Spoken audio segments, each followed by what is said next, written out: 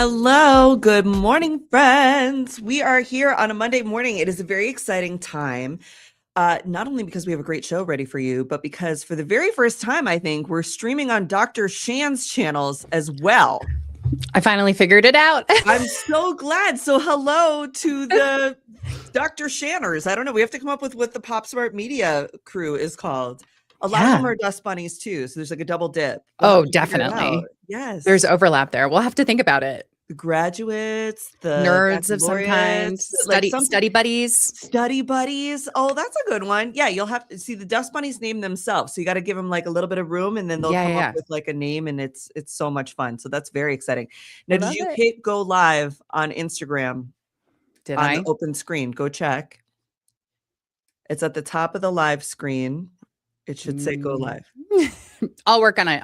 We can talk. Work on it. We'll check. It looks like it's connected though. So maybe it did go. We'll see. All right. Watching from Dr. Shan's channel. Hello. Shanny Banani, we have a great show today. We're doing a book report and we have a guest. I know. Yeah. Scott Turner Schofield is going to be joining us. He is incredible. Mm-hmm. He's the first out trans man on daytime television. Mm-hmm. He was the first out trans man nominated for an Emmy Award. He's been doing consulting on major projects since 2015. He was nominated for a Lambda Literary Award, and he's just rad. He's so awesome. So I'm so excited for us to talk to him later. I am excited for this too. And remember, we are trying a new thing on TikTok where we're allowing the comments to be on. So be on your best behavior. Lana's over there watching you. You don't want to embarrass yourself in front of Lana by saying something ugly, and then they'll have to like mute you or block you, and you can't be a part of the party. And that would be very sad. So best behavior.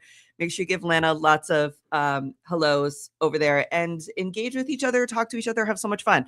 We're giving it a try. We're trusting that TikTok can handle the comment section. So I'm so glad that you guys are here with us on TikTok too. Yesterday was Father's Day. Tony, have a nice day. Tony actually had to travel for a funeral. So that's a whole other thing. But we celebrated a little bit on Saturday, and we're going to do our own Father's Day weekend next week where we go antiquing and hiking into a diner. So all the things Tony loves. I love this. Shan's husband, Tony, is the sweetest man in the world. Every day should be Father's Day or Husband's Day for Tony. And I love that his version of Father's Day is not like, I'm going to go golfing by myself or watch football or I want to have a steak. He's like, actually, I don't eat meat and I would love to go antiquing and like spend time with my family doing creative collage materials specifically. For collage material, of course. To make art. To make art. He's the sweetest man and he looks like Jesus. Well, he looks like white Jesus. We love that for him. I was wondering, how was your weekend? It was good. I spent it reading this book.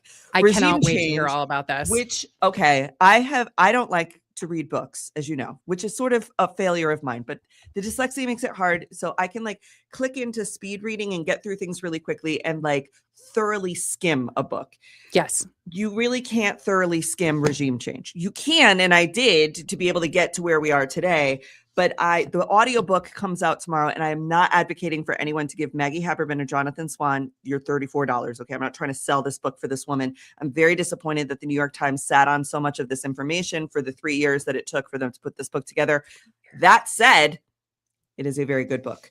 So Regime Change, I went through and I pulled out some of the stuff that I thought was most important and then also most embarrassing. So a lot of the like really gossipy, gross shit that happened in here, I was able to pull forth and we'll talk about. There is a lot in the book about Charlie Kirk. There is a lot in the book that calls into question in as responsibly as a journalist could, what exactly happened in Butler, Pennsylvania. Okay. So we'll get into that later when we talk about the book report, which I've got lined out here. And I read a little bit of the book this morning on TikTok, and I will do that throughout the day today. Just read like a couple chapters. I think when the audiobook comes out, it will be a great like podcast listen in the way that you kind of need someone to tell you these things, because when you're reading them, it's so absurd that you're like, this should be a movie or a TV show. This shouldn't be a document. Like it's very unusual. So that's Maggie Haberman and Jonathan Swan's Regime Change, the book that I begrudgingly read and also cannot deny is a very important piece of media. So that's what I did.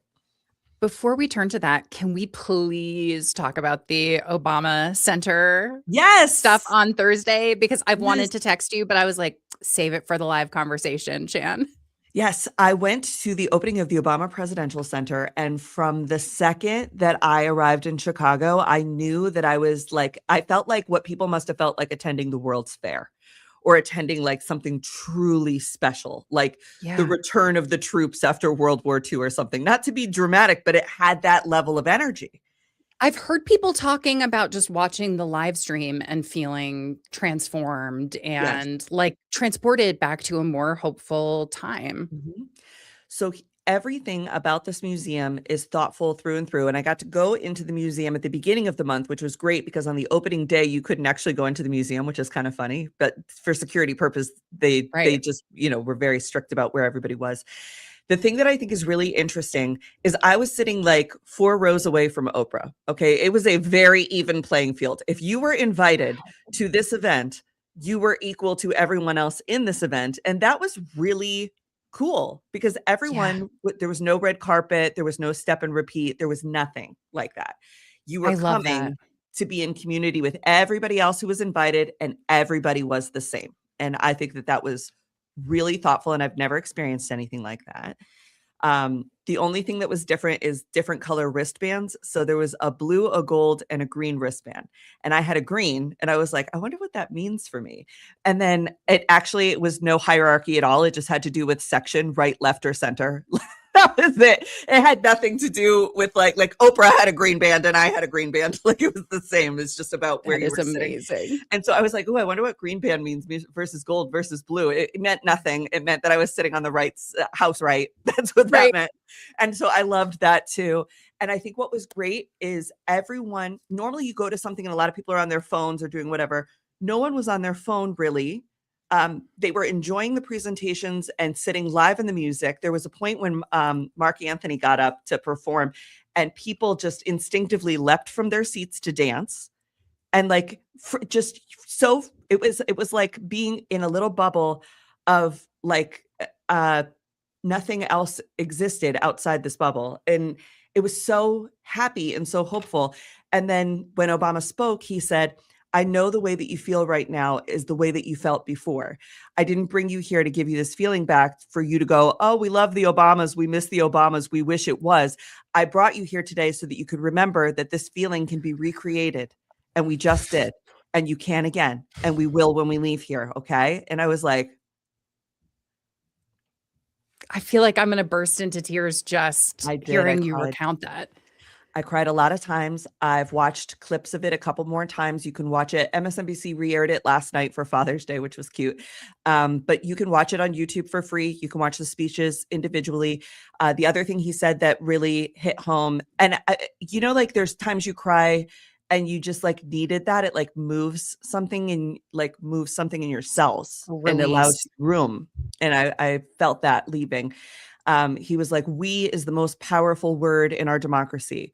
We, the people, we shall overcome. Yes, we can. And I lost it, Shan. I lost it. Yeah.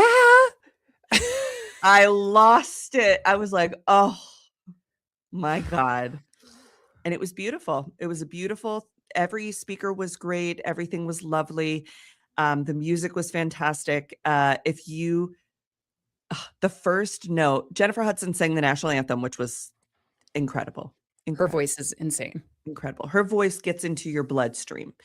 If you ever have the chance to see Jennifer Hudson live, you should do it as like a spiritual pilgrimage. And I mean that seriously. Like it moves in your body and in your blood in a way that it was like a transfusion. Like I could feel things getting better the more she sang. And then when the first couple notes of To Dream the Impossible Dream started,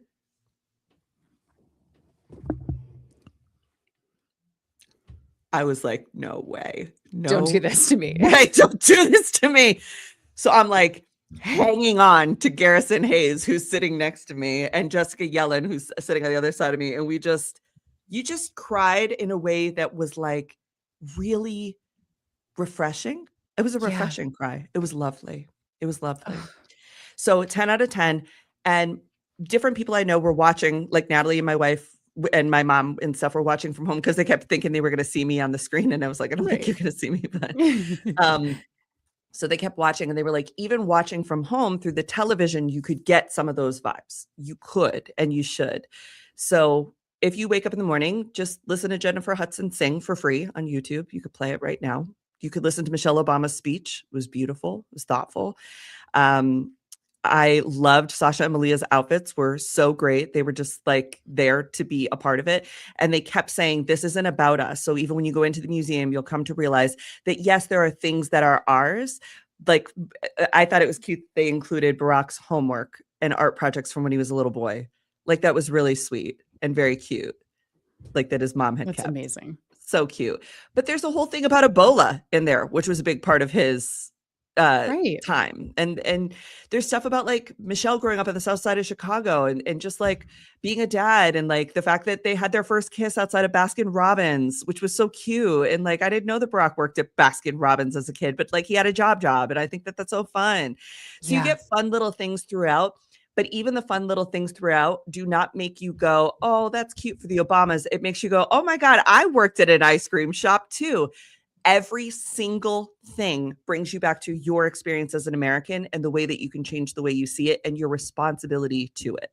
And it's wonderful. It's wonderful. Oh, it's so hard not to contrast everything about that immediately with what we're experiencing from this current administration, right? You know, they were very disciplined in not doing that while still bringing up things that needed to be said.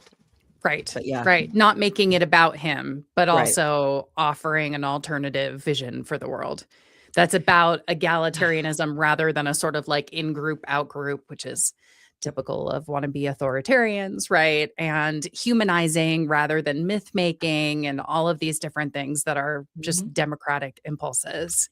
The other thing I like about the museum is I think it's like $20 or something to go to the museum. It's not a lot, but there's a fee because of course it costs money to run museums and stuff. And it's okay. And it's very worth it to me. I would spend that money happily.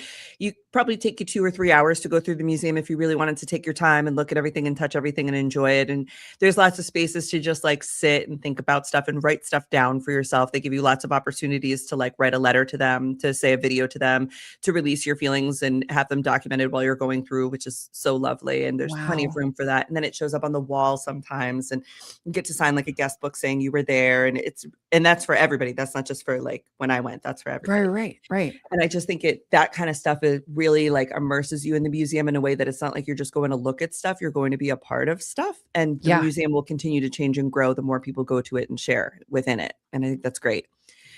So there are a couple other things that if you go, you don't want to miss.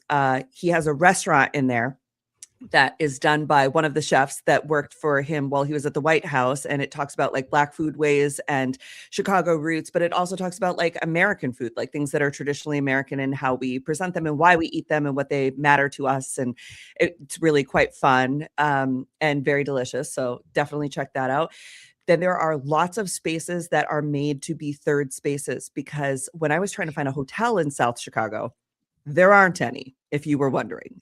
There's not. Okay. They did not develop the South Chicago.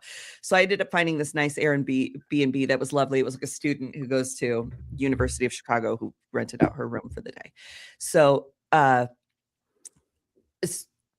which I will tell you a fun story about that person later. So I'm there and there's nowhere to go, and they have created places for you to go. The playground, the lagoon, the gardens are all free. You could go there as a person and just be a part of it. It is connected to a branch of the Chicago Public Library, and that's the public library. There's a room in there where Michelle and President Obama picked out every single one of the books in the room. And it looks like Beauty and the Beast, right? It's got the ladder that goes around and really cool chairs that are super comfortable and really interesting. And so every book in that room is picked out by them. It's either something they've read or they really strongly recommend, children's books all the way up through like textbooks that they like and stuff. So that was fantastic. It's great for kids. You could be a child looking at the same exhibit as an adult and experience it very differently. And you're both correct. And I don't know how they did this as well as they did. And then the story that they were telling about the playground is they brought in like the foremost architect on playgrounds. And they were like, this guy, he's like from Germany, right? He makes like the best playgrounds in the world. Like he's the special engineer to do the playgrounds. And so he did the playground. And then President Obama was like, okay, so let's invite in, I don't know, maybe like 50 kids and their parents and have them play with the stuff and see if they like it. And if they don't like it, then you have to change it. And the guy was like, excuse me? And he's like, no. Like, You know who I am. I get like, you're really special at this thing, but like, I don't know that you're really in touch with what the kids of South Chicago like to play with. So Right. we're going to see how it goes. And so they brought these people in and the kids were like, that slide sucks. Like this swing doesn't go high enough. Like this actually isn't comfortable. Like I think that this is in a dumb spot. It should be over here. And he made him move everything based on where the kids wanted it to go. That is amazing because the kids are the experts. They knew what they wanted. And they were like, this is in my way. This is not where I want that to be. And he made him move it.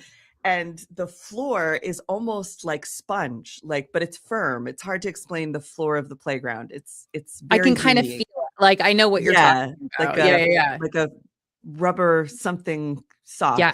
And I was asking about it because it's fun to walk on. And they were like, yes, it's fun to walk on. And also, you won't die if you fall off the slide. And I was like, what are you talking about? And they're like, it's rated for non-lethal playground floor. It's got the highest rating. So if you go up to the top of the slide and like you jumped off or fell off, don't do it. But if you did on accident, you wouldn't die. And I was like, well, would you break your bone or something? They're like, maybe, but you won't die. We can pretty well promise you won't die. And I was like, okay, I never thought I'd have to think of that, but that's a big part of it. So you could look at the pictures online. Yeah. I suggest you do. Plan your trip to Chicago if you can. It is very worth it. You could go 2 days in a row and still not have seen everything. There's a recording studio in there for people who want to make music because he said that there was a lack of community recording studio space for podcasts and music in South Chicago. And you just sign up, you get an hour and you sign up, you do whatever you want in there. And there is a full court basketball court on the grounds as well. So he's like, I hope people come and have their birthday party here and like play basketball and stuff. He's like, I need kids to have a place. So they have partnerships with the area schools where if you you have to have good grades, but the grades aren't just like ABC. It's like you have to be showing effort and like whatever. And then you could be a part of the basketball club where you have somewhere to go after school and they have a deal with the teachers to make sure like the kids get to come, but it's like, oh, we're setting an expectation for you. So you rise to the occasion so you could be a part of this club, but the kids are going to get to be a part of the club, Well, so totally. Just so thoughtful, just absolutely incredible. I can't help but contrast all of the thoughtfulness of the architecture and the planning and everything you're talking about against all of the reflecting pool ridiculousness. Oh, Shan, justice for Ducky. I won't be showing the picture here because we have enough trauma, but this weekend, it was reported that because of the hydrogen peroxide that was dumped into the reflecting pool, it has had a negative impact on the ducks that live in the reflecting pool. And one of the baby ducks did pass away. I know. I didn't know that story. I know. So let's move on quickly from I that have story. funny pictures, though. But let's have the funny pictures now. I've got like a reflecting pool slideshow really quickly. I have been gathering the things that I thought were funniest, that were different threads about the reflecting pool. So this was the first one that I saw and my favorite. Mark Rothko is a famous abstract artist. He's the guy who did paintings like this, right? And if you look at the reflecting pool, it looks like a Rothko, which is kind of amazing. Insane. I loved this one. Is this what he meant by bad hombres? Oh my God. Because of the kind of ombre effect. Yes. And then you've just got a whole bunch of people making pop culture references, right? We've used the word availability heuristic. The dip, not the dip. Right. So people go to culture in moments like this to make comparisons. I love the dip. Obviously, this is especially amazing in light of the UFC match, right? We've actually got the reflecting pool looking like it's filled with Bronto the Thirst Mutilator from Idiocracy. Widow's Bay, my whole week practically was talking about Widow's Bay. I loved it so much, but this is the mayor from Widow's Bay swimming in the reflecting pool. Artax, childhood trauma, never ending story. And then of course the classic dangerous water reference, which is Jaws, right? The Oh mayor my saying the reflecting pool is open goodness. and everyone is having a wonderful time. I love people's creativity when it comes to stuff like this. I love our ability to kind of like make common references and laugh about Yes. it because you have to, because it's so absurd.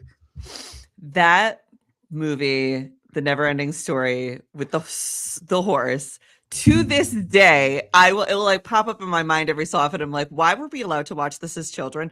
But I do think it drove empathy in me. Yes. I mean, well, our son's name is partially because of that movie Right. too, a little I mean, bit. it's a Yep. good one. It's just like a lot when It's he's a like, lot. you have to try Artax. You have to try in the swamp of sadness. Oh, Ah! God.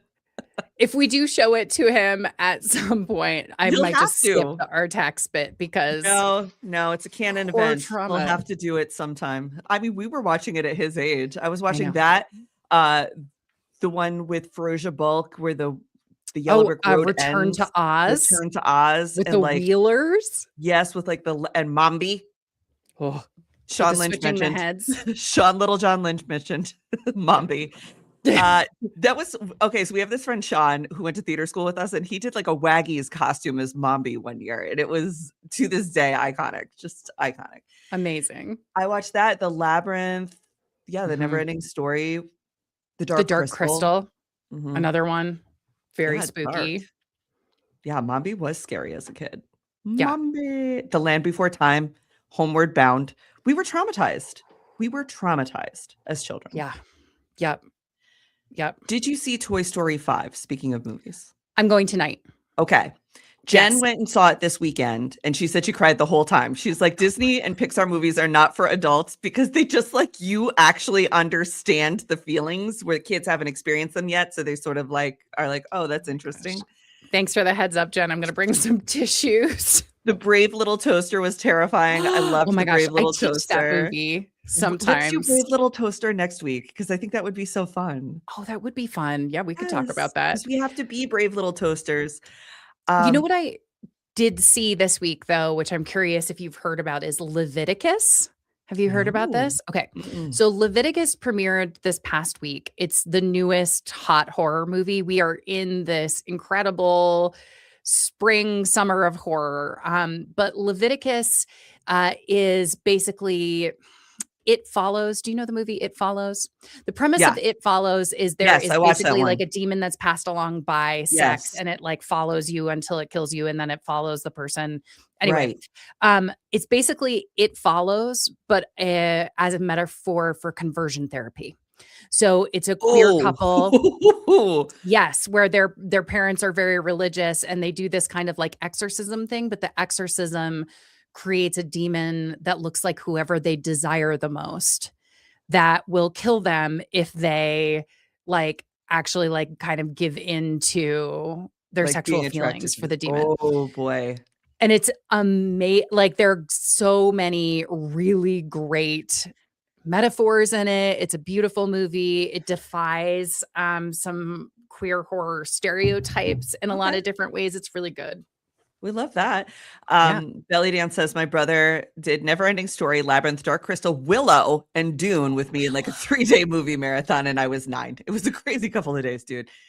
Somewhere Out There still makes me cry from an American Oh my gosh. Fievel. Oh, Fievel. And of course, you just say like, he needs his glasses, and we all know what that's about. Do you know that movie was based on this book, A Taste of Blackberries, which we read in 2nd grade? And I was so devastated by this book because I used to read ahead. Like Maureen, of course, would like help me read ahead so I could like memorize what I had to read so I could read it out loud and not be scared. And we were reading ahead to what mine would be. And my mother was like, "You're staying home." No, that's gonna be somebody else's problem. We're not going to school to read A Taste of Blackberries this week. Okay, you tell Mrs. Sullivan that's a no. That's a no for me. And I stayed home. I didn't have to read it. It was great. Yep. Oh, Charlotte's Web. I'll be your friend, Wilbur. Oh no. That's a very cute story about my brother when he was watching Charlotte's Web and he was like little, and he was so devastated. And he's like, "I'll be your friend, Wilbur." And we were like, "Oh no, shut it off. Mom's going to be mad. We devastated the baby." We were like, immediately put on something else. But there's a theory about Toy Story 5, and that is that Sid is not in it, apparently. Okay. Spoiler, if that matters to people.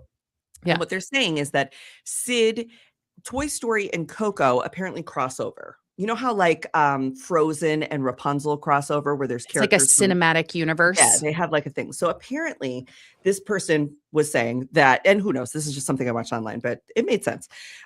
Toy Story and Coco crossover, because in Coco, there are pinatas of the Toy Story figures, and Pizza Planet shows up and stuff. And so they're like, Right. okay, so there's a crossover here. And then Disney and Pixar never put the same costume on two different characters. You're always sort of branded that way forever. And so he's got that Skull and Crossbones shirt in the first 3 movies. By Toy Story 4, he's an adult, and there's that Skull and Crossbones on the Garbage Man, who is playing drums on the garbage cans and like sort of haphazardly throwing stuff on the garbage can. And you're like, okay, Sid grew up to be the local sanitation worker, and he seems very happy, but he also seems very distracted and sort of dangerous in the job that he's doing with this truck. He does not show up in Toy Story 5, but he does show up in Coco playing drums. There's a skeleton during the Battle of the Bands that is wearing the Skull Crossbones t-shirt and is playing drums. And they're like, Sid crossed over and now he is in the land of Coco. That's why he's not in Toy Story 5. And that's why that t-shirt shows up on a skeleton during Battle of the Bands. Amazing. I love So a little lore for the people this morning. A little lore. Amazing. Oh boy. Well, what else did we have on that? I wanted to talk about this other thing.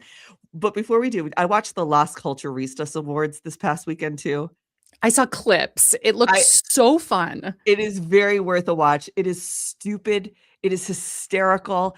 It is everything that I wish the GLAAD Awards was. Lana, I don't know if you like the GLAAD Awards are very serious awards. They're about like their media and journalist awards. I won for outstanding independent journalism last year. It was an incredible time. Like, yay to the UTDN team. We were so excited. I wanted to win so bad. I wanted a GLAAD Award so bad. It was like the only one I wanted because it felt like validation from our community. I don't care about any other award. I was like, once I get a GLAAD Award, I never need another one. Like, and I got it last year, so now we're done with awards. And so I bet we're not, but I get what you're saying. Here we are with this. So I won last year. I was so excited, but I always want the GLAAD Awards to be like more camp and more stupid. And Jonathan Bennett was the host and he did a phenomenal job. He was hysterical, but he's by himself. So you can only do so much by yourself, Right. like playing off of other people. But the Las Culturistas Awards are the gay camp, silly nonsense media awards that I want GLAAD to be. So maybe Sarah Kate Ellis, if you're listening, like maybe contact Bowen Yang and see if we could like add even more stupidness to the GLAAD Awards for this year, because we need the whimsy. We need the whimsy so bad. But I loved it. If you, I don't know, it's on, I think Peacock or something. Again, I'm not suggesting anybody subscribe, go on YouTube and watch it for free. But it really lightened my heart. Meg Statler singing "I'm the Prettiest Girl in the World" is just alone worth it. It's just so funny. Fun to be around. I shoot love with her and the guy who created Hacks, where they're recreating like 90s jeans ads. It's just, I mean, they're so great. Meg Statler is the funniest person alive right now. Period. I will say it. I think that she is just so in the moment all the time. Her and Cole Escola are exactly my kind of humor, like exactly what I want. They're perfect. They are perfect. And so I love Las Culturistas Award. If you need to watch the Obama presidential thing, then watch Las Culturistas. It's stupid. It's hysterical. It's so much fun. It's great. Awesome. I love it. Now, there are, and I mean, it's going to tie, this is also going to come back when we talk about Queer Joy a little later in the live stream too. So we need Queer Joy. We need straight boy joy too, because the straight boys are not having a good time. And I see you straight boys and I want to help you. Meta made an early Silicon Valley made their work culture about doing hackathons and being like, let's stay up all night and write code and change the world. And people were really into it. And Meta is not having a good time. And the tech boys are not happy at their jobs. And they're very overworked and very unsafe there. And you're taking my like nerdy little muffin boys and you're trying to overrun that horse and you can't, okay? You need to leave some of those little guys alone. And so Mark Zuckerberg the other day, to try and build morale, went down to the Meta coders and dev people and were like, we're going to do a hackathon, fellas. And they were like, we're so tired. They were like, the hell we are. because you don't get paid for it. It used to be like a fun all night thing and like work on different stuff. And they're like, I can't, I cannot. And I will, and I won't, I can't, you can't make me, and I'm not coming to work for free for you. So no, I'm not doing it. So they said no. And then this weekend I was at Monster Trucks with my nephew. I also need to hear more about this. It was outstanding. 10 out of 10. Go to Monster Trucks, but if you can, you don't need to get the VIP pass, get the pre-show. I thought the pre-show, it's like another $20 or something, but you get to go see the trucks up close and take pictures with the drivers. And that's the thrill. My nephew's 4. He thought that was like the best part of the show. He thought the show was over after we saw all the drivers. And then at intermission, he was like, Auntie, that was such a good show. And I was like, it was. Let's go home. And we did, which I love to leave at intermission. And so that's my baby. That's my baby boy. I was so proud of him. He was like, that's it. That's enough for me. I was like, correct. And that's how I know that Auntie has a good, sometimes we've had enough entertainment and we want to go have a snack. We're tired. We're tired. Yeah. It's curfew. He's 4. It was curfew. It was done. He was like, Auntie, that was such a good show. I was like, it was. I caught eyes with his dad. He was like, yes, that was a great show. Good night and good luck. Yeah. Yeah. Get ear protection for sure. We had the little headphones and stuff for him, and I had my loops and whatnot, but get the pre-show ticket. It was great. But what I learned from the drivers, so these are, again, dudes, all nice little guys.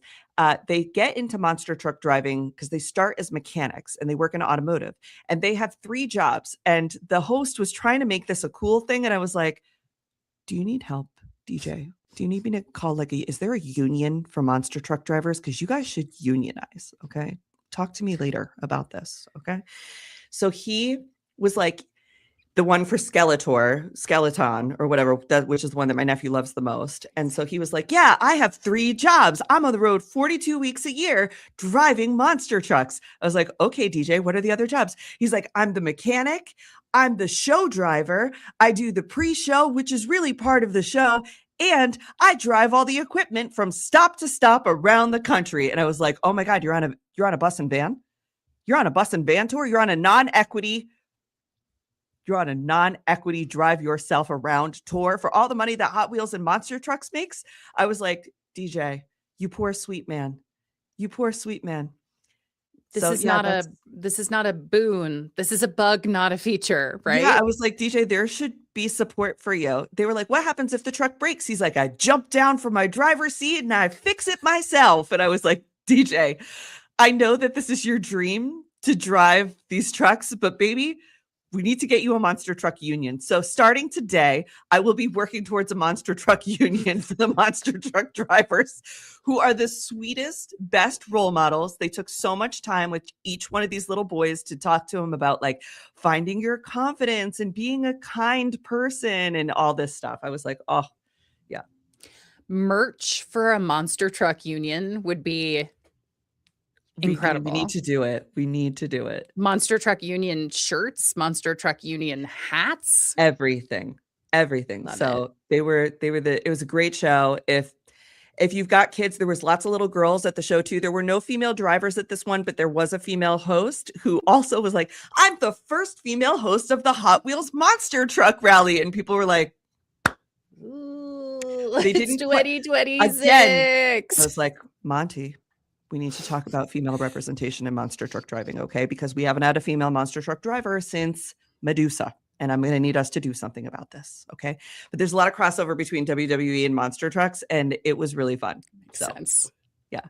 Amazing. Go to monster trucks. Go to the Obama Center. Watch the Las Culturistas Awards.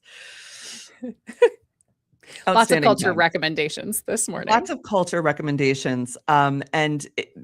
Also over the weekend, there was a little bit of drama about the Texas races. People have so many thoughts about the top of the ticket and all these races across the country.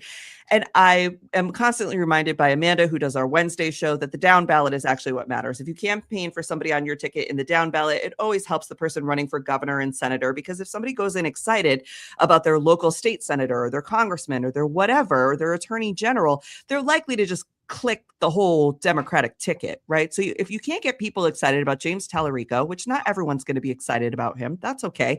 Get people excited about other people on the down ballot, and they're very likely to just vote for Tallarico anyway, because nobody wants Paxton in. So in my investigating, furious, Shan, furious that this has been kept from us. How many times do we have to talk about attracting young men to the Progressive Caucus and to the vote? And did you know that the Democrat running for Texas Attorney General composed the songs for the American dub of Dragon Ball Z? We don't get cooler than that. And why doesn't people know about this? What? His name is Nathaniel Johnson, and he composed all of the songs for the American dub of Dragon Ball Z. So the original songs are composed by Japanese composers and whatnot, but when they do the American dub, they change it up a little bit. And he got this job because he went to law school. He is a functioning lawyer, so he's running for attorney general. He's a real lawyer. He was a Texas state senator, so he's got experience. But he was renting a house from this guy, and the guy was asking him, what do you do for work? And he's like, oh, I'm a lawyer. And he was like, okay. He's like, but do you think it'd be okay with the neighbors if I brought in a piano? Because sometimes I play piano and I love music, and I just want to make sure, like, do you think that would be okay for me to bring in a piano or a keyboard? And he was like, what kind of music do you make? And he's like electronic, like fantasy music. And the guy was like, I am the American director of Dragon Ball Z. Will you please compose for my dub? And that's how the dude got the job. Just like pure coincidence. Pure luck. And so, yeah, his name is Nathaniel Johnson, and he's running for Texas Attorney General. Let me see if I have a picture to pull up of him. But I was like, these are the things we need to find the whimsy out there in the world, because there's so many cool things happening and people want to be fighting all the time about dumb stuff when we could be chasing the Dragon Ball Z guy around. I also want to put in just a plug for being a person, like a multifaceted person here too. As a professor, one of the things that I feel like I'm always trying to convince my students of is that, like, their side passions are they never know how those things are going to propel their primary careers forward, because like being a person who does something that not everybody else does sets you apart and makes you interesting. And you never know when you're going to rent an Airbnb and somebody's going to ask you to compose the theme song for a very popular animated show. It's like, imagine just being like, yeah, I could do that. Cool. Sure. Sounds good to me. Let me see if I've got, this is him. We wrote about him in our Substack article today. So if you're a Substacker, which is the best place to support Under the Desk News, is Substack, underthedesknews.substack.com. That's the number one place to support us. And we wrote about him, and here he is, just being a little cutie patootie. Nathan Johnson for Texas Attorney General, composer of Dragon Ball Z. Doesn't he look kind? He does. He's exactly who I would hope wrote the Dragon Ball Z American dub. He's got so many songs too. He's got a SoundCloud and Spotify soundtrack. You could do all kinds of stuff. Yeah, like tell your 14-year-old kids about this. Get them excited about voting. Telling them like the dude who did Dragon Ball Z's music actually cares about democracy. Like we'd love that. That's a great thing. Love to see what your son thinks about it too. Yeah.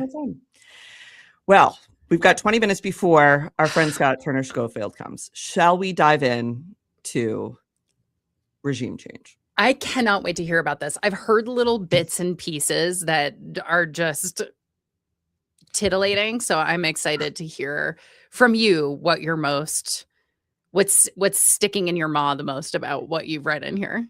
I could only do so much because like there really is a lot in here. It's a fairly thick book. It's a lot. One, I think the gaudiness of the gold cover really drives home what it's going to be like. Okay. And then underneath the gaudiness of the gold cover is just like this like very plain black book. I was like, okay. And I know you don't have a lot of choices when you do this, but I thought just making it a void was nice. Like it could have picked blue or red. Red would have been like, ooh, like a Trump red. They picked black. And to me, I was like, yes, because the pages that you will read about Trump's second term and him coming into office are a void. They are a void in our democracy and in our humanity. And so that is something about it. And the gold is like a very thin veneer over a whole lot of nothingness. Yes. So couple from the authors of the book, Maggie Haberman and Jonathan Swan, who are on staff at the New York Times, they say, their reviewer at the New York Times, so their colleague says, a hunger for vengeance, a lack of restraints, a fixation on interior decorating, and a drive to leave lasting marks on his office. That is the portrait of President Trump in his second term that emerges from regime change inside the imperial presidency of Donald Trump, a new book by two New York Times reporters, Maggie Haberman and Jonathan Swan. So that's what the New York Times reviewer said about it. I found that the book relies a lot on off-the-record anonymous interviews where they are very willing to protect the identity of the person talking or giving them this information, which I get. Makes a lot of the claims very deniable, though. It makes it very easy to write a lot of this off as gossip because they won't say who told them or where the information come from, which I understand is to protect these people. This is a very dangerous, sick, twisted guy. But also, it makes a lot of the book very deniable. Right. Yeah. How common is that for books like this? So typically you want to get people on the record because that's the highest level of trust, where you can hold both the person who gave the information accountable and you can hold the people that the information is about accountable. There's like a true documented, this is what happened, this is who said it. And I think that that's really interesting and good. I think I get protecting a source. Certainly we do it sometimes, but for the claims that are made in this book, it is 400 and some pages of impeachable action. And we really need to know who is vouching for these impeachable actions. I don't think that the cover of giving a source anonymity, while I understand protecting them, gives enough weight to what is said in here. Yeah. So, I mean, coupled with the ethical problem of sitting on information like this so you can publish a book, that feels a little... It's a lot. So I want to just kind of like throw that out up front. And journalism takes bravery. It's brave to publish what they did. And they could have been a little more brave, especially having the shield of the New York Times to protect them and the money that Simon & Schuster, who's the publisher, has to maybe have like helped more with protecting the people in the book as sources, if that's what they were going to do. So that's kind of where I'm at with that. But putting that aside for the fact that I do believe what they published, Tara Palmieri is very, very brave. Tara Palmieri just did an interview with Kat Cammack, the pro-life congresswoman from Florida who had an abortion due to an ectopic pregnancy. And the only reason she was able to get the life-saving abortion is because she could directly call Governor Ron DeSantis and demand that she be able to get this, which other women can't do. And when she was telling Tara the story, you could watch it on Tara's YouTube. She's traumatized by this. It was an awful experience, as all women who experience this are. And they don't have a line to the governor to get the help that they need, right? Imagine trying to go through that and you're trying to drive 9 hours to a border to go to another clinic, or maybe you can't even make it. And Tara aired it anyway. In the thing, Kat says, can we take a break? Can we not air that? And Tara says, no. Right. Can't. We're gonna air it. So I understand this is very difficult and I have sympathy for you, but It's important. Honesty and authenticity in the moment right now is important because you write policy that goes directly against what you're experiencing. And I think that's really brave of Tara and really, really cool. So yeah, totally. Here's what's in regime change, though, a little bit. Number one, Trump is easily flattered. Duh. What? Yep. All it took was a little ass kicking and empty flattery from Zuckerberg, Bezos, and Tim Cook for him to start funneling money to them and deregulating, protecting their businesses. He loved and often talks to anybody who will listen about how Zuckerberg, Bezos, and Tim Cook in particular were kissing my ass, but really they were flattering him and he was handing them power hand over fist. Like, they got a lot more out of it than what you're getting out of it. But of course, it's always about Trump's ego. So one of the more strange things revealed in the book is that Zuckerberg is especially weird with Trump.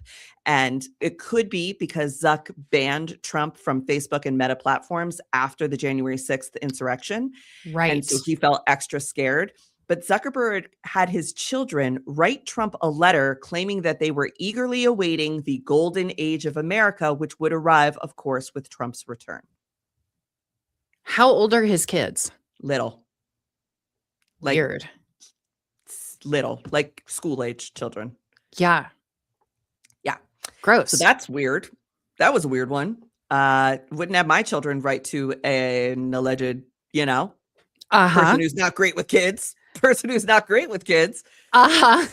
So that was one of the things in the book that I thought was especially strange. The cabinet was very freaked out by the Epstein files, couldn't believe that MAGA actually cared about this. In fact, the first meeting in the Situation Room between JD Vance and the cabinet was all about how they couldn't believe that Trump supporters actually cared if Donald Trump was involved with Jeffrey Epstein. They thought they knew that already. They thought that this was like table state, like they were very aware of that and voted for him anyway. Couldn't believe that this was going to be an issue in the presidency. And so we're actually bringing in experts to be like, are we crazy? Do people actually care about this? Or like, they don't care about this. And folks are like, no, they really care about this. This is a big deal. You ran on it. You ran on it. And so people were very freaked by that. And JD Vance's idea was to try and get himself or Todd Blanche to go on Joe Rogan to try and smooth it over or reset the narrative. But Joe Rogan would not allow that interview. Was like, if you want to come on and talk about the Epstein files, like, actually, my audience really cares a lot about this too. So you can't come in here and like, I'm not going to help you smooth this over because my audience also is really appalled by this. So they ended up just sort of like they are now. It's just languishing and sitting. Then they did the thing with the right-wing influencers. So they couldn't get Joe Rogan. So they gave all those low-class right-wing influencers those Epstein binders that you'll remember from the picture of like, I've got the Epstein binders outside the White House office. And they were full of nothing. And that didn't work either. They thought they would be able to sort of like, smoke and mirrors. The Epstein files didn't happen. So I thought that was interesting how that went down and that there was even meetings about it. Yeah.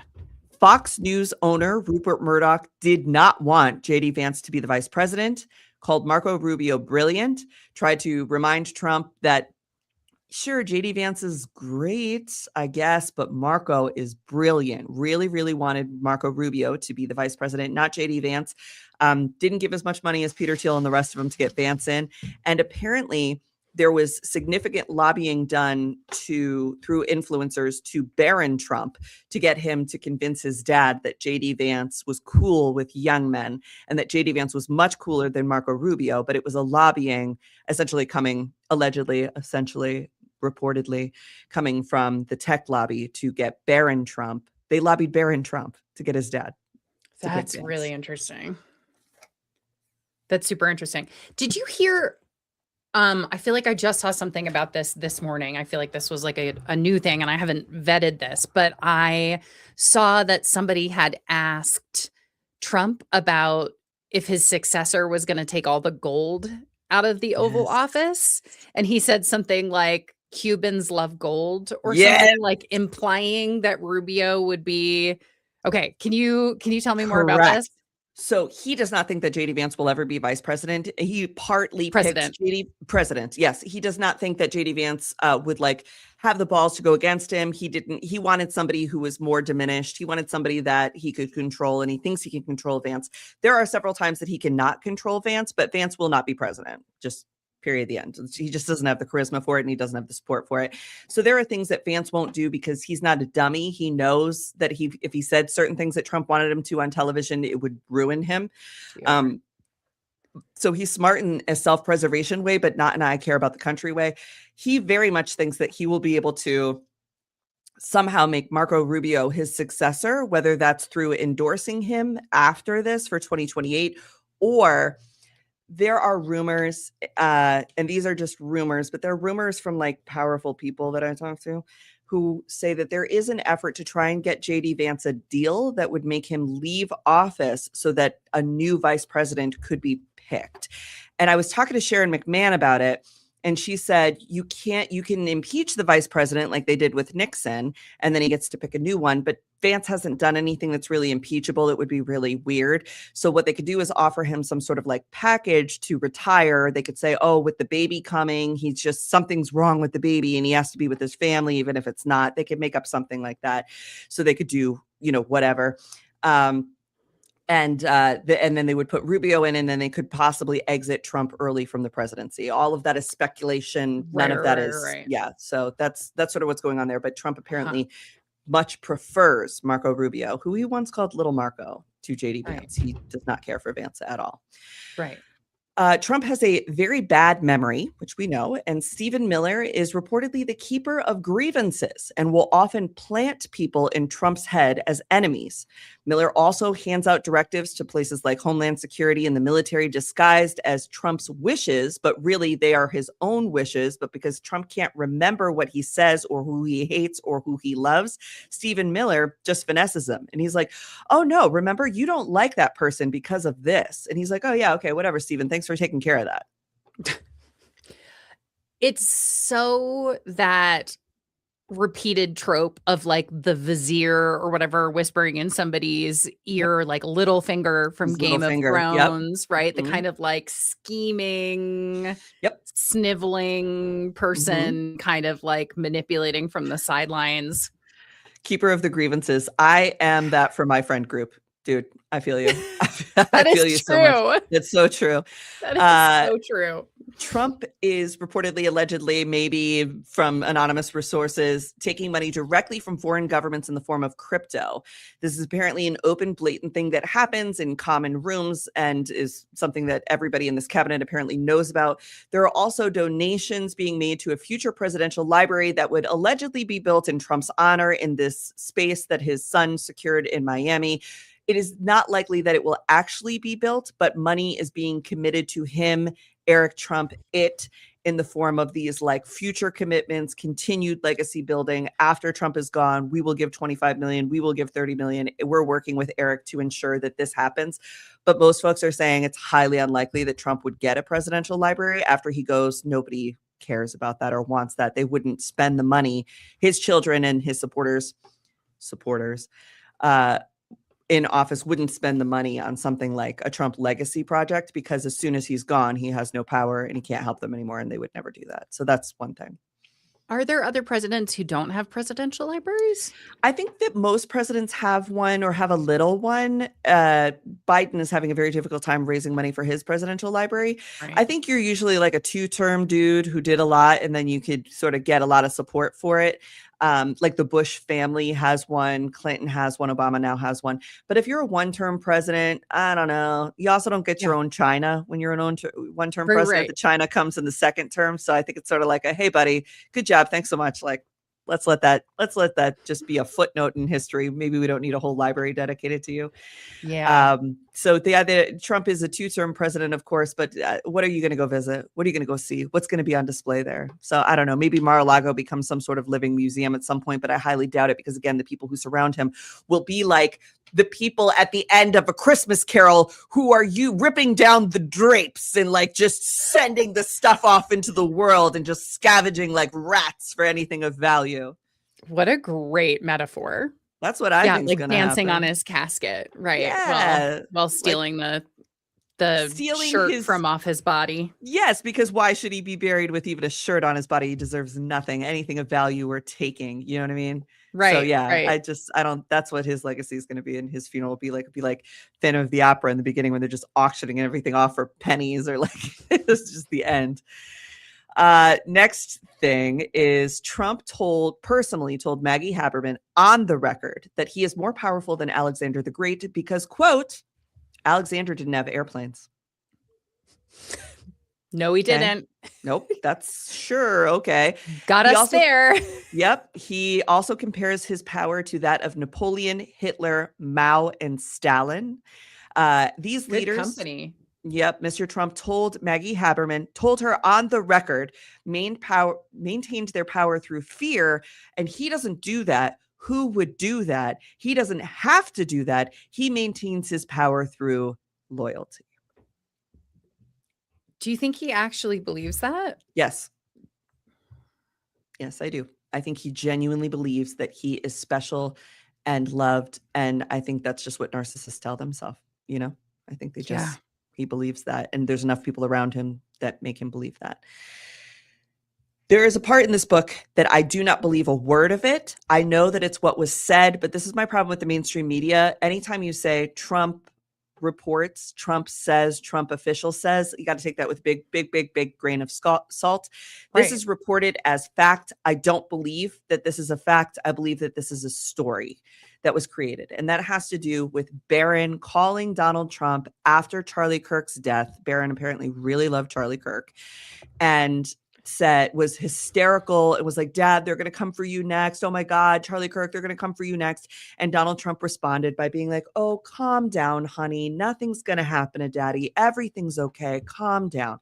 I don't believe a word of this. I don't believe that Barron would call his father because he was worried about his dad.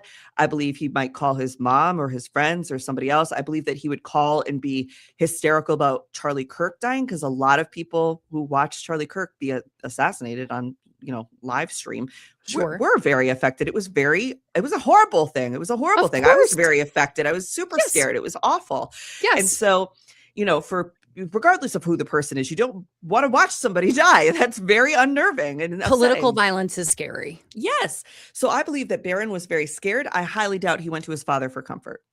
And I doubt that Trump comforted him is the other thing. Follow-up question. Yeah. This idea that they're going to come for you next. Haven't they already come for him? Haven't they? Multiple times? What about Butler, Pennsylvania? So there is a lot with Butler, Pennsylvania. This will be like when I can read more carefully. And I think for how careful they were in the book, I have to be more careful before I say anything about it. But in the book, they made me think more deeply about what happened that day. And when I have a little bit more time to think even more deeply and craft a statement with the lawyer, I will have my statement for what we say about that. But I'm telling you, man, it's very like, oh, okay. Yeah. Sure. Yeah. That seems worth thinking about a little bit more. Yeah. Interesting. Well stated. Yes, Charlie Kirk was the one who lobbied Congress to get Hegseth into office at Trump's direction. So when Donald Trump wanted Pete Hegseth to be Secretary of Defense, Secretary of War, because he said he looked the best on television and he loves the military. And he had the look to be the Secretary of Defense. He liked his jawline. He liked his suits. He liked his way. He liked his kitschy little accessories. He liked the way he talked about things. He describes it as casting him as the Director of Defense, and that he wanted somebody who looked like that. He also liked that Pete Hegseth had defended 3 war criminals against the Department of Justice investigation into these 3 dudes who were war criminals and were on trial for doing war crimes. And Trump says, yeah, these guys were going around killing people left and right, just killing people all over the place. And they're just tough guys. And Pete Hegseth could recognize that we need to protect our tough guys. These dudes were up on war crime charges. Why would Trump appreciate somebody defending war criminals? Why? And he kills people indiscriminately, just kills people wherever he wants to, wants people comfortable with violence, wants people comfortable with just killing people. And he pardoned those. So those 3 were convicted of war crimes. And of course, Donald Trump pardoned them. So that's how Pete Hegseth. So when, Howard Lutnick was like, Pete Hegseth will not make it past the Senate. He will not. And we have sexual assault charges coming out that are coming against him. And it's not going to look good. It's bad. You're too close to sexual violence stuff already. Like, let's not do this one. Let's pick Ron DeSantis, who's also military, who's also whatever. And he was like, no, Pete Hegseth. He got Don Jr., Charlie Kirk, and one other person I can't remember right now, to go shake down the Senate and be like, you will put Pete Hegseth in. You will vote yes to him. And that's where I think we get a lot of the flips from Susan Collins and these sort of wishy-washy people who confirmed him. I'm imagining an alternative reality in which Donald Trump became a casting agent rather than he had it during The Apprentice. We should have just kept The Apprentice going for him. That was the perfect vanity show, and that's what he wants. Yeah. So the other thing that's in the book towards the end is Trump wants Iran obliterated. This is the word that he insists that people use. He tried to get J.D. Vance to go on television and say Iran will be obliterated. And J.D. Vance went on TV and made strong words about Iran and what we would do to counter them. But he did not say the word obliterated. And he said that he didn't want to because using that word was not going to go over well. That word annihilate, obliterate, like that implicates war crime. That's genocidal language. Like it's premeditated. And it doesn't leave a lot of room for negotiation to obliterate somebody. And so he didn't want to do it. He was pushing back, and he got on TV and he didn't do it. And apparently when he got off TV, Trump called him into the Oval Office or somewhere and was like screaming in his face, obliterated, obliterated. Don't you get it? Don't you know what I told you to say? It's obliterated. Use the word obliterated. I found it interesting. Yesterday, Lindsey Graham's on TV all day saying we will obliterate. So Lindsey Graham is willing to be a puppet for the regime. But J.D. Vance, while certainly no prize, at least knows to not admit to war crimes. Right.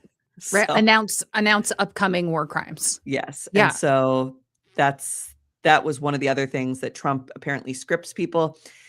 Bunch of weird shit in here that was just goofy, weird stuff, like about how Caroline Leavitt came into work one day and Donald Trump was milling about with a tube of super glue in his hand and the Home Depot gold appliques in the other. And he was just like sticking the stuff up there and people had to go behind him and like try to make it look even or properly put on. And he says that he's the best decorator. Nobody could decorate like him.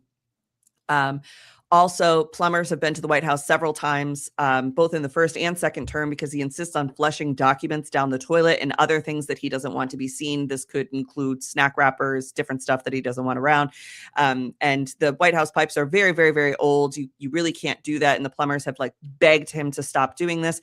Really made me think about the Mar-a-Lago bathroom and all of the classified documents he was storing in there. I was like, did he store them in there because he was going to flush them?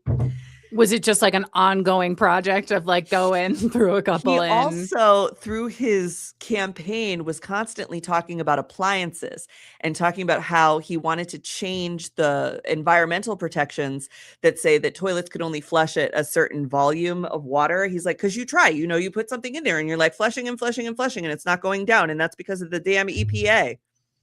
Of course. And he only cares because it affects him personally. I just think that is the craziest, stupidest thing I've ever heard of. There are 28 fireplaces in the White House.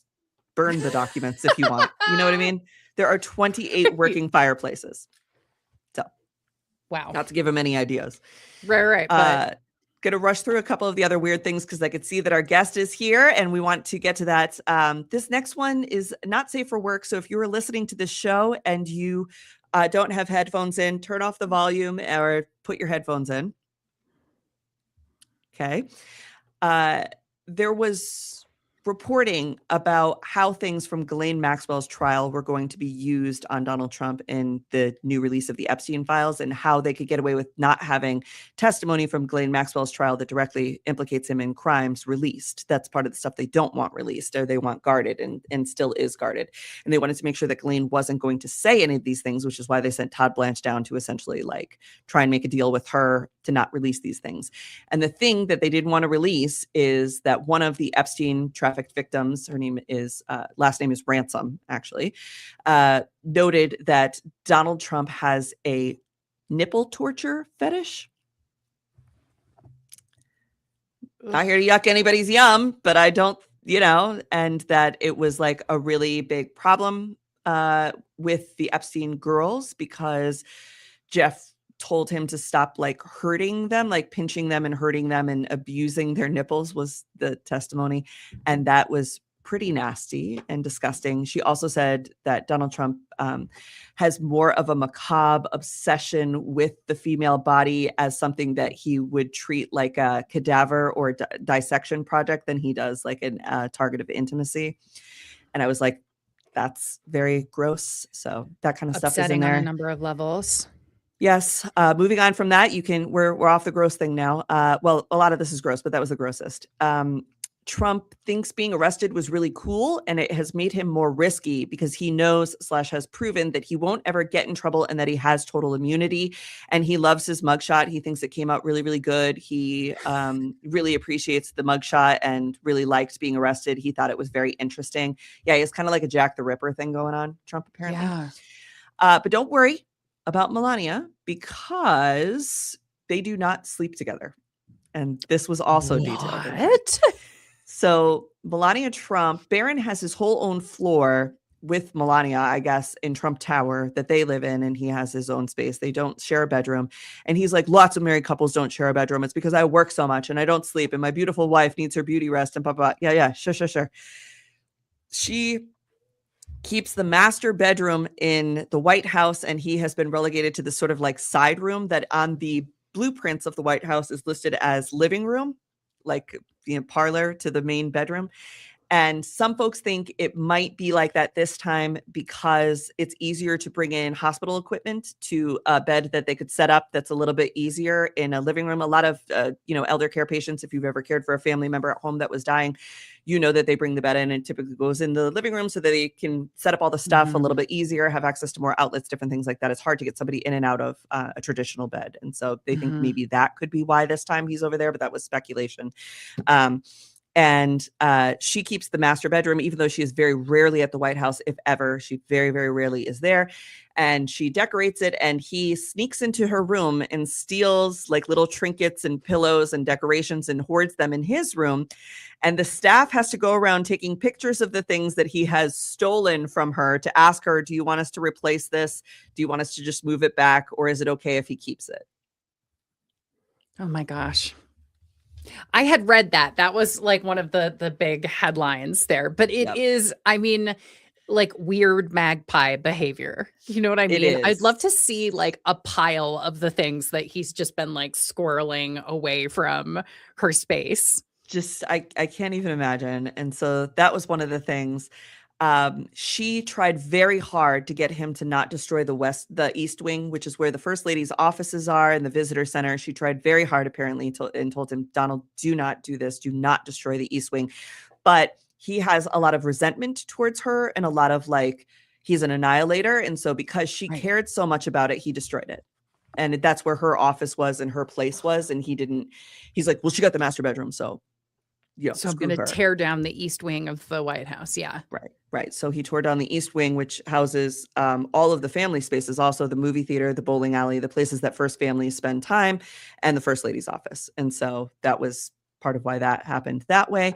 Also paving over the Rose Garden. These were all things to destroy things that she liked or cared about, or that families that had lived at the White House before and in the future would no longer be able to enjoy.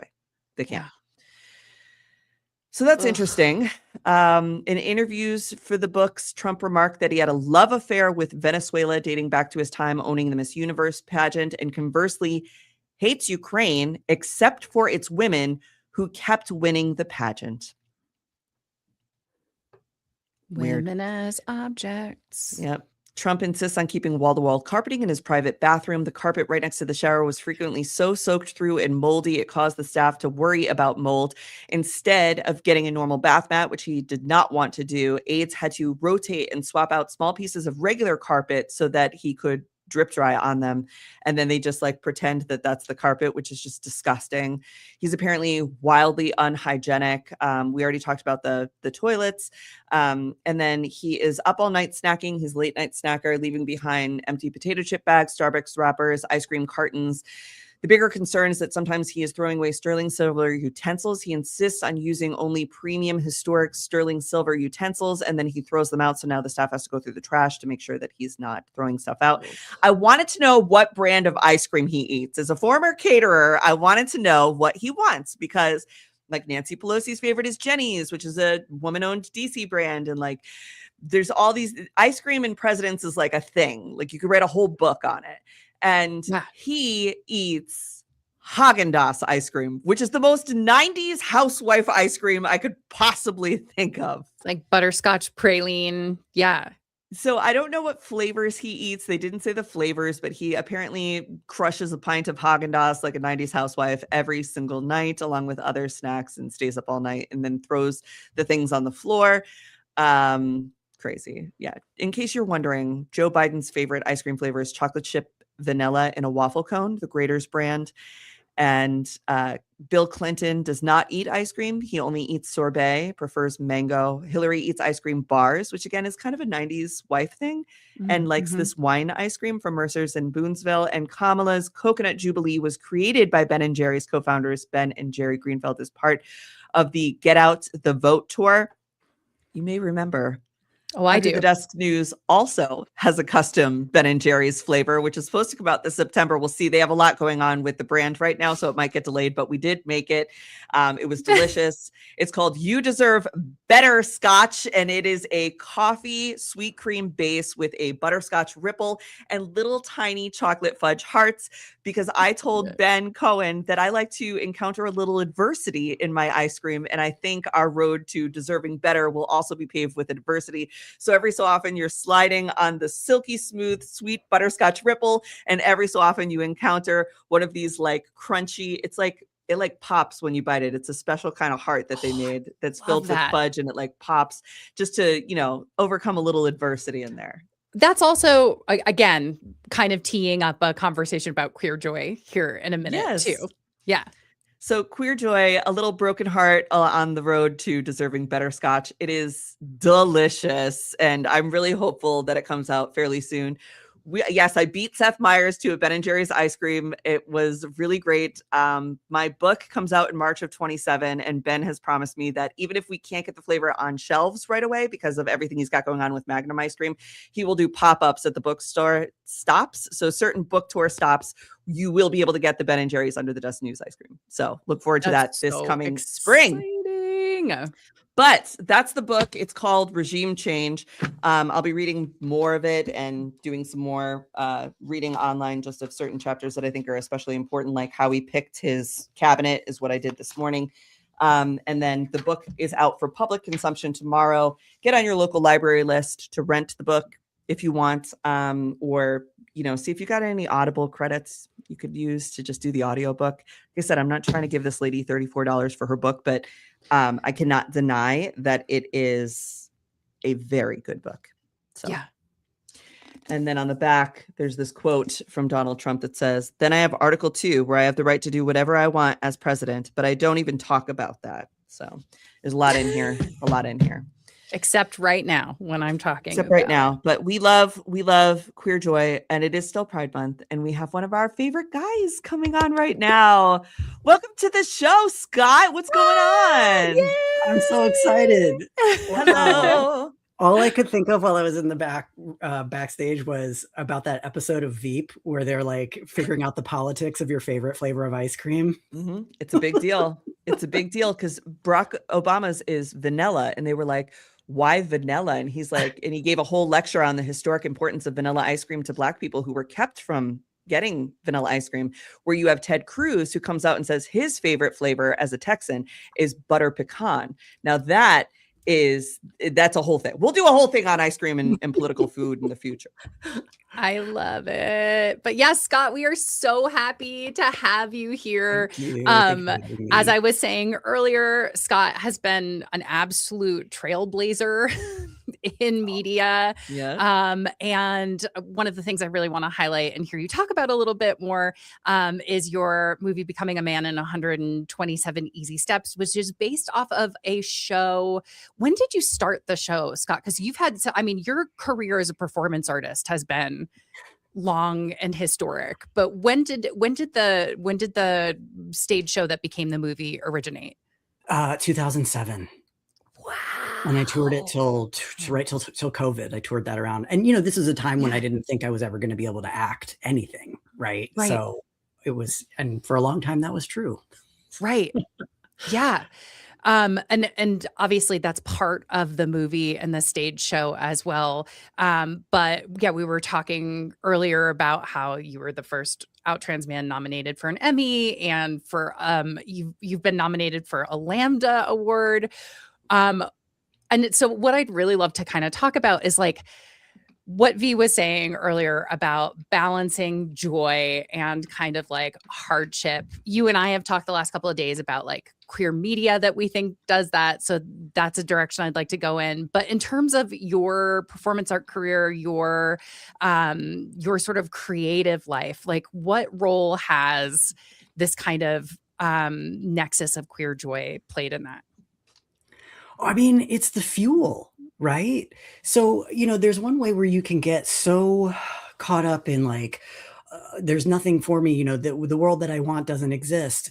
But if you bring the joy that you have for that world that you want to exist into it, I mean, all three of us have done that, right? And I venture to say that probably everybody watching this too has some place in your life where you're like, it doesn't exist, so I'm going to make it because I want that.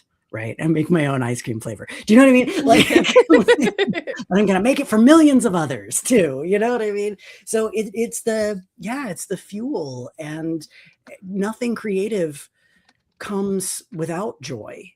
Right. Even if it's in the face of adversity, there weren't any roles. Nobody would even cast me in theater. I had a whole acting degree among friends here, right? In that world. Yes, totally. Theater kids unite. Yes. Yeah. I like to think we pioneered that, right? There was little steps in theater. It was like, okay, fine. You could be the narrator in Joseph if you want to play it non-binary. And then we finally got like non-binary Judas and stuff, but they were like, only in the Bible musicals, only the bad guys are the narrator. You can't be Jesus as a trans man. That's crazy. And now Cynthia Erivo has done it. Well, as a woman, but yes. Right. I want to find this picture of like, I got to play LeBeau in Love's Labor's Lost. Yeah. LeBeau. Yeah. Okay. I'm in this like full Elizabethan like hoop skirt. And it was like everybody was just like, "What drag happened here? Like, what is happening?" I will somewhere there is a picture. And Shan will tell you, I did not get cast as the nurse in Pirates of Penzance because our theater teacher told me that I wasn't feminine enough to play the nurse, and cast Greg Rose. Shout out to Greg Rose. We love Greg Rose in the role instead of a full-blown man with a beard. A full-blown man, yeah, with facial hair. Did he play the nurse with facial hair? Am I right about that? He tried to shave, but this was a fellow with a 5 o'clock shadow at 9 a.m. Like he was a man. Yeah.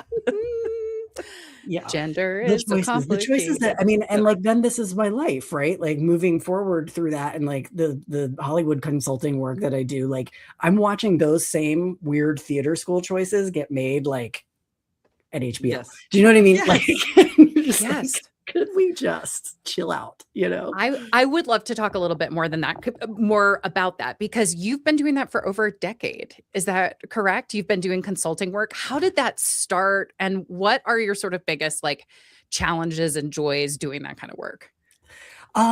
Well, so it started in 2015. I got this historic my TV break on The Bold and the Beautiful, which was not on my bingo card, but all of the big stars have done it. So it's me, George Clooney, Leo, right? Who? Who are these people? My peers. Right, of course.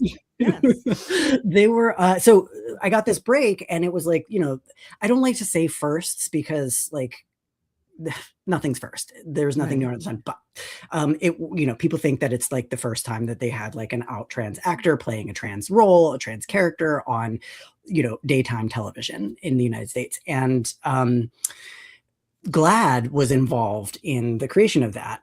GLAAD mentioned twice in one episode. GLAAD mentioned. Now you can get an award. Yeah. So, already happened. Yeah. Yeah. Again. Yeah. Yes, again.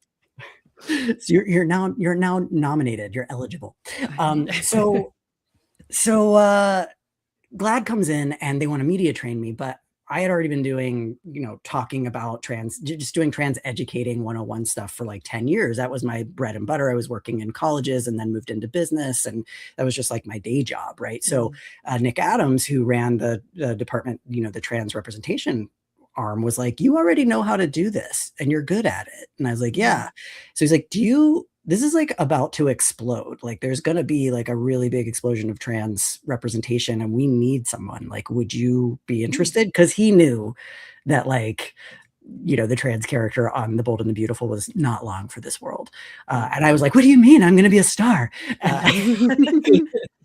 But so it started there. And then there were some things, GLAAD is a big company and they oversee a lot. Well, it's a big brand. It's a small group of people, right? But it's their overview is really large. And so there were some shows that like Euphoria that they just didn't have the bandwidth to have someone like be on set and be very like as responsive as was needed. So I went in, and that is evident.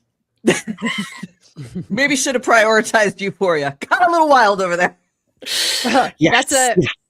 That's I guess a story that we can't necessarily, we Next won't time. necessarily Spoilers, get I can't into. tell till the NDA runs out. Yeah, Uh, next time. I will say, actually, like there isn't that much to tell. Like, yes, creatively things got wild, but like having been there, like it's not as surprisingly the media is making a bigger thing out of it than it was. Let's just put it Okay. that way. Listen to Coleman Domingo. So like I just started going from there, like kind of doing my own stuff as well as Glad stuff. And now I'm on The Last of Us. So working over there, and that's a whole other story of it's just this arc, the last 10 years of like exploding onto the scene, being in the, that beautiful hot summer of the trans tipping point 2015, and then going all the way to like now we're in sort of a horrible decline and the real pushback, and watching how that, I mean, this is why, Dr. Shan, like I started following you, because I've been watching trans media become the like tip of the spear toward fascism, right? Like, and I will always say, there's a 1-to-1 ratio. The more transphobic you are, the closer to fascism you are, right? Like it's you can watch that. And I'm hoping, I've started writing and I'm working on, I think, a book that will Another book. We love it. another book, a second book. Let's be after clear. a long, Yes, long time. yeah. that will kind of trace this history of how we watched fascism happen through trans representation. That's incredible. Yeah, because obviously World War II, right? I mean, even like that was the tip of the spear in World War II as well, and doesn't often get mentioned. They're not creative, right? Like it's just they keep recycling the same stories, the same playbook over and over. Not even stories, it's just playbooks, right? Yeah. And the real story, and that's the thing that makes me so happy, is like the real story is the creativity that we use to win, and we always win.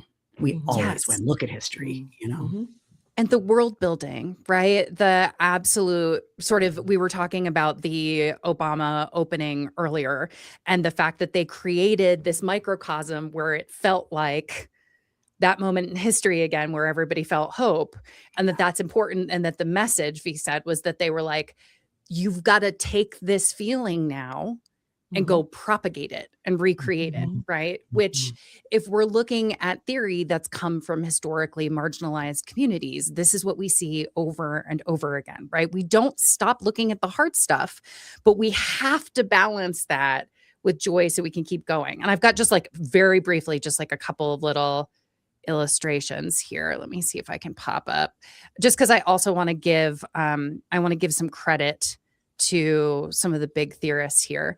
Lana, is there any way we could pop up this queer joy? Yay, perfect. Okay, great. And I was like, let's make it colorful. So some of the theorists most associated with this concept are Audre Lorde, Eve Kosofsky Sedgwick, Sarah Ahmed, and Jose Munoz. We could also talk about Judith Butler. There are more people who aren't on here. But if I kind of have to summarize things, this didn't save. That's interesting. What the hell? Okay, well, I'll just talk about it then.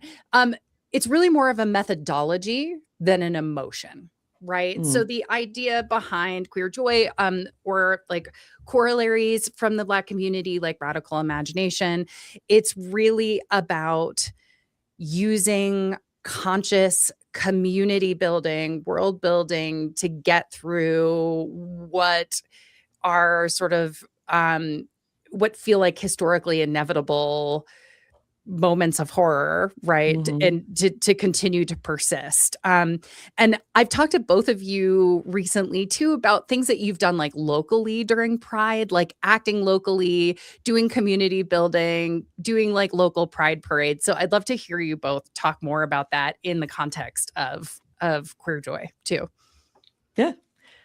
So we give out banned books at Buffalo Pride with the Rainbow Dads. And so this has been a number of years going. Rainbow Dads, incredible dudes, raise like 5,000 some books, I think we're up to now. And the Buffalo Bills actually help us. They provide a lot of the structure and support that you need to do something like that, like the trucks and the volunteers, and march with Buffalo Bills and hand out banned books, which are things like The Night Before Pride or In Tango Makes Three, like banned children's books that are just my shadow is purple, and folks love it. Like they get so excited about it, and it's really fun. And that's something you can do to like actually make tangible change.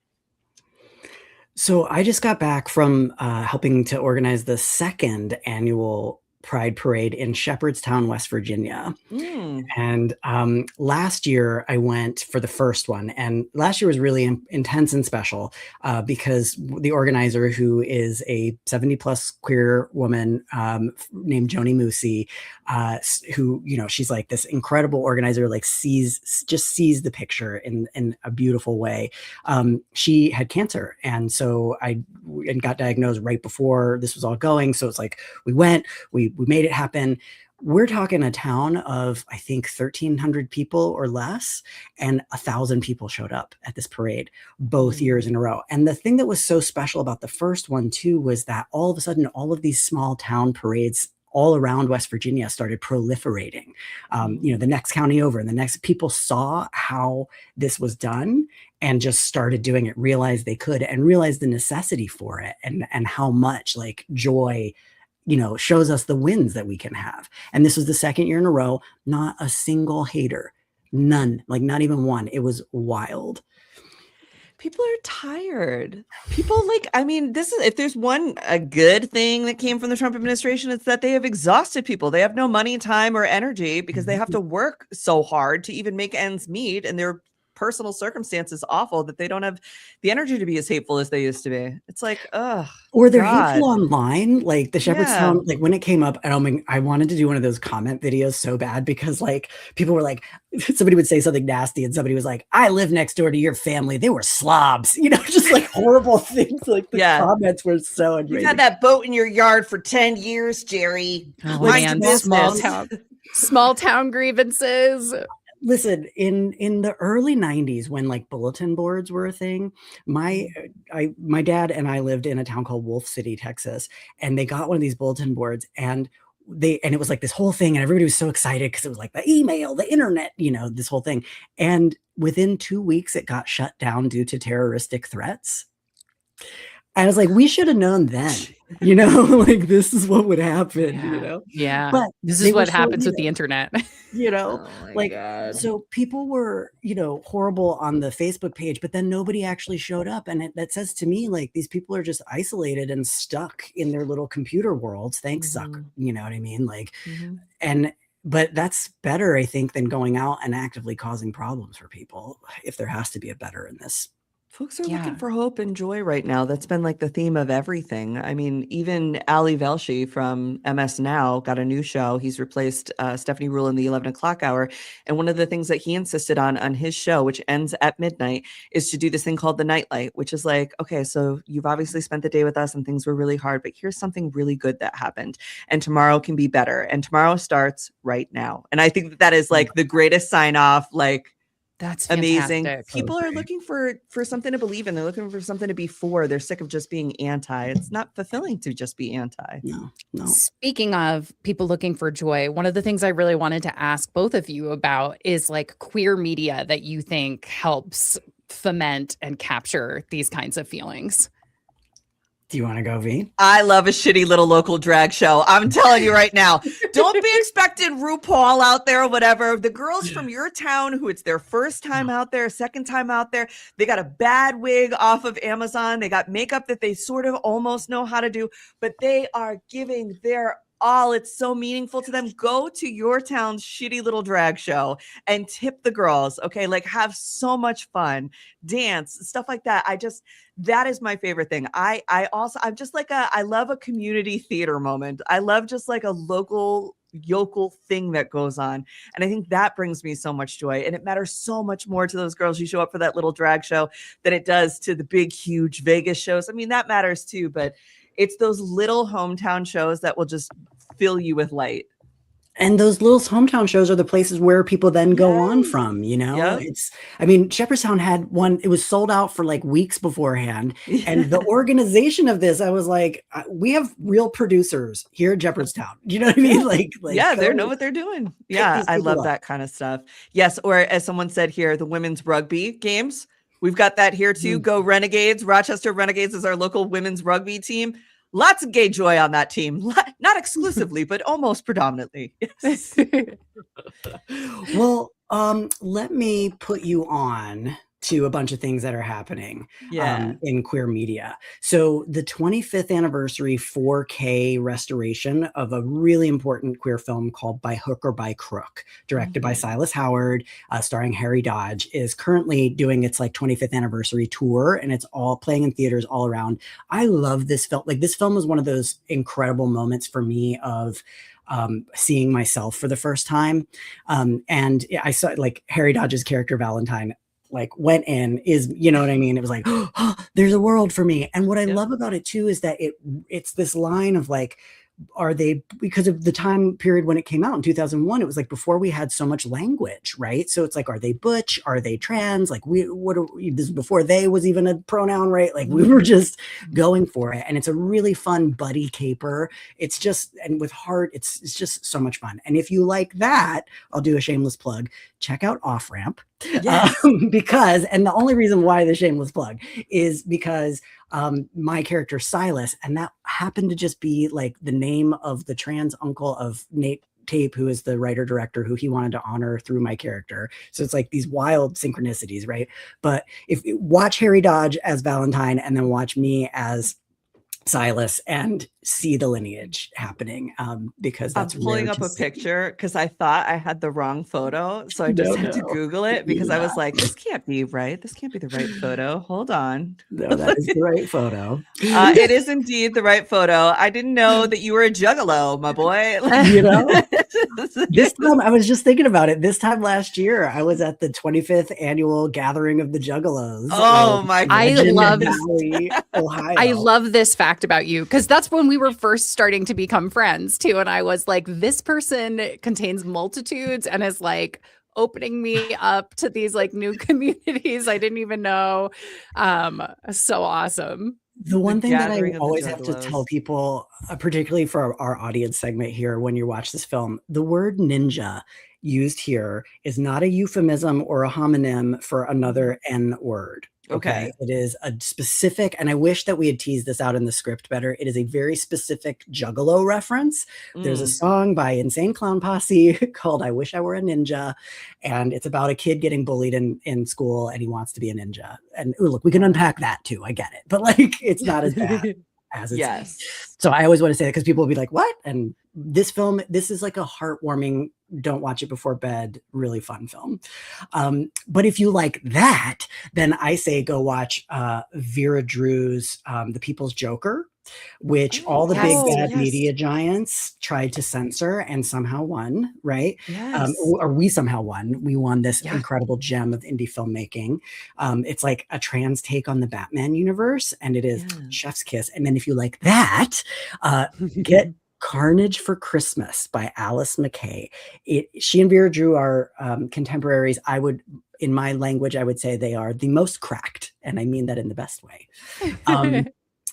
The people, here you go. Yep. And then I'm thinking about like, if you love documentary, because I know Shan, you love documentary. I do. Do you remember Strong Island by Yancey Ford? No. It came out, I want to say like 16, 17, sometime in there. And at the time, it really kind of like broke the frame of like the true crime documentary storytelling. Like, it's just wonderful. And Yancey Ford got an Oscar nomination for this, which was amazing. And then it's on Netflix. You can watch that one on Netflix. You can. Kokomo City. Is Kokomo City also on Netflix? I can't remember if they got it or if it's on HBO. But Kokomo City's, again, if you love breaking the frame of documentary. I saw this at Sundance when it first came out, and I was like, it was one of those moments where I was like, oh, the world is changing. Fabulous. I'm so happy. And then on YouTube, you can get that one on YouTube, TV, and Hulu subscription for that one, or Paramount. It's a couple places, Kokomo City. All of these you can find places where you watch. And I would say, like, last, to think about youth, right? Like trans youth, I mean, like, talk about the tip of the spear, right? Like, so I was lucky enough to be involved as an impact producer with Anything's Possible, which I believe you can find on Amazon. Sorry, but that's where it is. It's amazing that they made it. Written by a trans writer starring Eva Rain, beautiful trans actress. It is a really positive and sweet story about a trans girl in high school falling in love with a boy. And that is the kind, I think, that we want to be like manifesting through our vision for trans young people, is that they can just like fall in love with, you know, whoever they want to, and have a nice high school experience. At Shepherdstown, I got to hang out with Becky Pepper Jackson. She was the grand marshal of the parade, and just see this like sweet kid, you know, who just wants to play with her peers. Like, when you see that, you see what's real, and you see what world they're trying to destroy, and it just makes you go like, no, this is not cool. And speaking of that, S. Bear Bergman, I don't know if y'all know Bear, but Bear and Jay Wallace, they're caught up in a really nasty right-wing media cycle thing right now. They're the creators of Flamingo Rampant, which is this gorgeous children's book publisher that focuses on intersectional queer and trans bedtime stories, like the kind that you want kids to go to bed. Because they were like reading, you know, and they were like, oh, they're all kind of like, do I want my kid to go to sleep after this story? It's all kinds of books. They're so beautiful. You don't, you know, go get them for every kid in your family. I give them as a set to everybody I meet, because I'm just like, you need to know that this world exists too, and it's beautifully rendered by them. So let's support their joy and the world that they're trying to bring into the world too. There's one more movie I'm going to put on your list that I saw at Tribeca in 2010 that is apparently available to watch through Amazon and possibly on YouTube also. It's called Spork. I don't know if you've ever seen this. Oh, yes. Spork. So I love like, But I'm a Cheerleader and Trick and all those old kind of like 90s style movies. And Spork was I found it to be very funny. Now, the jokes probably did not age well, but we are in on the joke when they are making the joke. So don't repeat the things you hear in the film now. Remember, it was 2010 and we were all in on the joke, and it was highly celebrated and very funny. But essentially, it's about this teenage girl who is intersex and is trying out for her high school musical with her friend Tootsie Roll, who is also a misfit. They're obsessed with Britney Spears and Justin Timberlake and all the things that teenage kids were obsessed with back then. It is a delight. It is very, very, very funny. And there's a lot of like references to the Wizard of Oz, I recall, in there. Yep. And it's just really, it's like, But I'm a Cheerleader. It's a cult classic kind of film. I had forgotten about that movie, and now I'm like, oh my God, I have to watch. I remember watching I'm going to rewatch it tonight, I think, because I remember watching it in the theater and I didn't really know what it was about. And I was like, this is amazing. This is so fun. Praise be to the movies that make it through. You know what I mean? Well, and Scott, I also go ahead, want to plug Becoming a Man in 127 Easy Steps, which is also just gorgeous. And it's just like, Scott, spending time with you during that movie is like a lovely experience too. And you do, you know, you balance these very funny stories with very serious stories. And it's also gorgeous. You can rent it on Kinema, right? Kinema.com. And Kinema is, you go to Kinema to find a whole world. Kinema exists to fix the broken distribution system that makes films like Becoming a Man and 127 Easy Steps not able to break through. So there are so many trans films on there that are so amazing. There's a film about, I can never pronounce the title, but there's a film about doing drag in the Amazon jungle. Like, it is, you want to talk about a local drag show. Like, I love it. It blends like eco, you know what I mean? Like, it's so kinema.com. Amazing. Kinema.com with the K. Go see Stop That Train. Another just like stupid fun. Just fun. We need the fun. Scott, thank you so much for being here. We appreciate you so much. And we will be seeing you in all the movies and films and at the GLAAD Awards probably. Well, I just can't wait to keep watching you. Thank you for doing it. And talk about bringing me joy. The both of you, when I click on that machine in my hand and I see both of you back to back, I'm like, okay, everything's okay. This is great. So thank you. We're safe. So nice. We're safe for the next hour and a half. It's a good 100%. Thing. All right, Scott. See you later, friend. I love him. I love him. He's the sweetest boy. Just the best. He is the sweetest little man. And he makes incredible art. It's so beautiful. He's a good dude. Good dude. So we've got some stuff to do this week, some fun media to watch until we get back with you next week. Tomorrow we will have the live show. Eric is in Lebanon. Eric is assuring me that he is okay and that he will return safely. But Eric is in Lebanon and he can't go live because he can't it's like a safety thing and all this other business. Sure. He assures me that he's safe, but to remain safe, he will not be disclosing his location and what he's doing. So we'll get Eric back in a week. He's going to be out, I believe, on Thursday. He's coming right back, so he should be quick. But he's being very brave, and he has made a lot of videos on his pages at the Under Report. If you want to see what's happening in Lebanon and what's going on with the fighting there, it's absolutely crazy. So tomorrow we will have someone else filling in for Eric. I'm not sure exactly what, but we'll still be doing hot geopolitical gossip, and then we'll be back. Yeah, we're live every day this week. There's no days off. And we will be back next week with Dr. Shan. Thanks for being with me, friend. Thanks for being here, everybody. And thanks to everybody who tuned in. We'll see you guys next week. Bye.